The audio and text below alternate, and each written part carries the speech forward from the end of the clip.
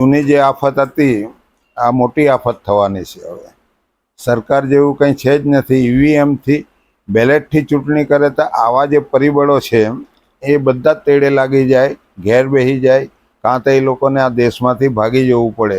એ જાતનું રાજતંત્ર એ લોકોએ આ દેશ પર કર્યું છે. એ લોકો માફ કરી શકે એવું છે જ નથી. આ તો આ લોકોની મજબૂરી પેદા થયેલી છે.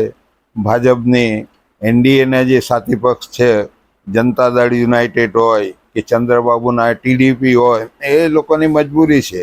કેમ કે આજે પ્રજામાં બીજા લોકો પ્રજા થકી જે ચૂંટાઈને આવ્યા હોય એવા લોકો સત્તામાં આવે તો સીધા જ આ લોકોને તે જેલમાં જવું પડે. પહેલો આરોપી બની જાય નરેન્દ્ર મોદી, પ્રાઇમ મિનિસ્ટર જે બનાવટી આ દેશનો આ બની જાય એવું છે. એટલા માટે એમને ડર છે, એટલે મજબૂરીથી ભેગા થયેલા છે. આ સજાથી બચવા માટે જે ગોટાળા કર્યા છે ઇલેક્ટ્રિક બોન્ડના જે બધા લઈને, આજે દેખીતી વાત છે, ઓપન વાત છે કે એ લોકોએ જ મોટો કાંડ કરેલો છે. એ માણસ આ ચૂંટણી જ કેવી રીતના લડી શકે? એને ઇજાજત કેવી રીતના મળી શકે આ ચૂંટણી જીતવા લડવાની? મારે એમ કેવું એ વારાણસીમાં આજે બી હારી જ ગયેલો માણસ છે ને. પોલિંગ 1 વાગે બંધ કરી દીધું, બનાવટી મત નખાવ્યા. એને કેવી રીતના પ્રાઇમ મિનિસ્ટર બનાવી શકે? મારે એમ કેવું છે. આ લોકોએ નીતિશ કુમારના, ચંદ્રબાબુ નાયડુ ખરેખર આ દેશના હામી હોય તો આ સરકારને એ લોકોએ સપોર્ટ જ નહીં કરવો જોઈએ. હું માનું છું ત્યાં સુધી બિલકુલ નહીં કરવો જોઈએ. કેમ કે મુશ્કેલી ઊભી કરવાના જ છે આ લોકો આ દેશને. પણ લોકોએ જે પરિણામ આપ્યું છે, યુપીની પ્રજાને ધન્યવાદ આપવો પડે આપણે કે આ લોકોને આટલી 80 સીટો જે મળવાની હતી, એમની આશા હતી. એ કહેતા હતા કે એક સીટ બીજા લોકોને નહીં મળે.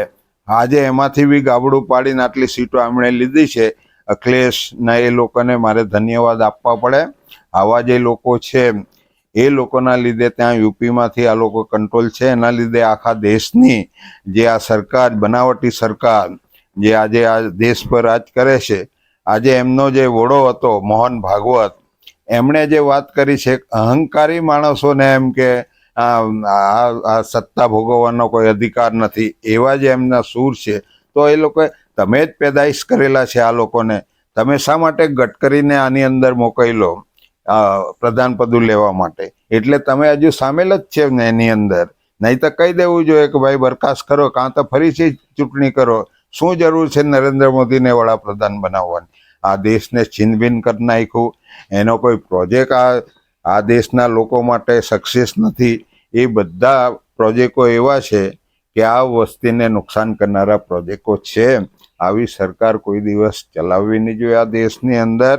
એ લોકો હિન્દુવાદ કરીને શું કરવા માગો છો? આ દેશના બધા હિન્દુઓ મરી જવાના છે. બાકીના લોકો તો બિચારા તમારાથી ચેતી ગયા છે, એટલે એ તો લડે છે. પણ તમે હિન્દુત્વના નામે આ દેશને ખતમ કરવા બેઠા છે એ વાત કરો. ઉદ્યોગોને આખો દેશ આપી દેવો, જમીનો પડાવી લેવી. આ જળ શક્તિ જે ડિપાર્ટમેન્ટ છે CR પાટીલને, એ તો મોટા ગુંડાગીરી કરવા વાળા લોકો છે ને. આ અમારી નર્મદા વેચી ખાઈ ગયા, આખી આજે બી ચાલુ જ છે. તાપી વેચી ખાઈ ગયા. એવા લોકોને દેશનું સુકાન, જળ શક્તિનું સુકાન આપી દે. એનું તો 1 લાખ બજેટ મોટું છે. એટલે એમાંથી કલેક્શન કરીને કાલે બધા ગુંડાગીરી, જે લોકો ગુંડાગીરી કરશે એને પ્રોત્સાહિત કરશે અને કાયદાકીય રક્ષણ આપશે. તો દેશની દશા શું થવાની છે? મારે એમને તો આદત છે, એ તો કરવાના છે નથી. એમના પર એમનો ભૂતકાળ તમે જુઓ તો 107 કે કેટલા કેસ એમની પર ક્રિમિનલ છે. આવા માણસને દેશનું સુકાન સોંપી અને અમારો તારણહાર બતાવો તો લોકોને, આ પત્રકારોને બી શરમ લાગવી જોઈએ. મારે એમ કેવું છે.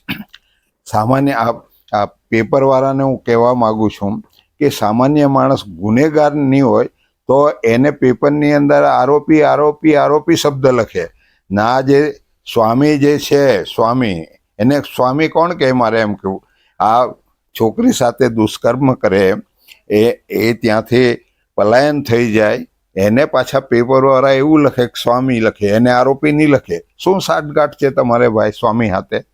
પૈસા મળે છે તમને કે આવું છુપાવો છો ગુનેગારોને? લખવું જોઈએ આરોપી છે એવું. એટલે આવી સરકારો, આવા પરિબળો આ દેશના ગરીબ લોકોને કંઈ કામના છે જ નથી. એટલે આ સરકાર જેવું કંઈ છે નથી. આ નવી મોટી આફત આ ભારત દેશ પર આવીને ઊભી છે. એટલે હું બધાને વિનંતી કરવા માગું છું કે બેલેટનું ડિમાન્ડ કરો, નહીં તો આ ધીમે ધીમે બધા ભેગા થઈને રાહુલ ગાંધીના ખાતાની અંદર બી 4 લાખ એ લોકોએ જોડી આપ્યા, એટલે એ ભાઈ બી બંધ થઈ ગયા એવી એમની વાત કરવામાં. એવીએમ ખોટું છે એવું નથી કહેતા, નહીં તો આજે ચૂંટાયા ઓછા મતથી ચૂંટાયા હોત ને નહીં ચૂંટાયા હોત તો કહેતે કે ભાઈ ઈવીએમમાં ખામી છે. કરવું જોઈએ ને, ભારત જોડો યાત્રા કરો, એના કરતાં ઈવીએમ હટાવો યાત્રા કરતે તો આજે નકામા પરિબળો છે જે આજે દેશ પર જબરજસ્તી ચડી બેઠા છે, એવા લોકોનો કોઈ ક્લાસ નહીં આવતે. તો આ વાત કરવી જોઈએ આવા લોકોએ દેશને બચાવવા માટે. આ બનાવટી લોકો છે એટલે લોકોએ સજાગ થઈ જવાની જરૂર છે. બાકી એમના ભરોસે કોઈ જીવન જાય નહીં. મોંઘવારી ઓછી નથી થવાની, બેરોજગારી ઓછી નથી થવાની, વધારો થવાનો છે. કેમ કે એ બધા ઉહેડવાવાળા જ છે, ખાવાવાળા જ છે. અને આ ચૂંટણી પંચ એને ઇજાજત આપે ચૂંટણી લડવાની, તો એ બી બનાવટી લોકો છે ને. દેશને કોણ બચાવશે, મારે એમ કેવું છે. આવા પરિબળોથી ચેતવા માટે લોકોએ પોતે વધારે જાગૃત બનીને આનો વિરોધ કરવો પડશે. એટલી વાત હું કહેવા માંગુ છું.